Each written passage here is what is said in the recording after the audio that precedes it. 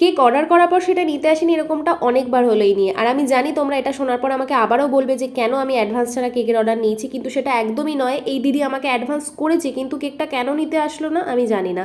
সে ঠিক যেই সময়টা আমাকে বলেছিল কেকটা নিতে আসবে, আমি সেই সময় পার হয়ে যাওয়ার পর দিদিকে মেসেজ করেছিলাম যে দিদি তুমি কখন আসবে।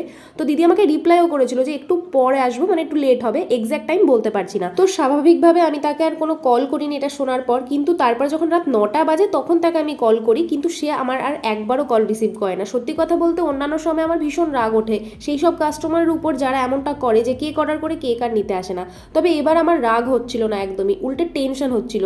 মাথায় শুধু এটাই চলছিল যে দিদিটার কোনো সমস্যা হয়নি তো, কারণ এরকমটা আগে কখনো হয়নি যে কেকের টাকা অ্যাডভান্স করা হয়েছে এদিকে কেকটাই নিতে আসেনি। আশা করি সব ঠিক আছে। আজকে সকালে তাকে আবার মেসেজও করেছিলাম কিন্তু নো রিপ্লাই। দেখি গোটা দিনটা আজকে অপেক্ষা করি, যদি কেকটা নিতে আসে ভালো, আর যদি না নিতে আসে ওই হয়তো কিছু অ্যাডভান্স করা হয়েছে বলে একটু লসটা কম হবে, এই আর কি।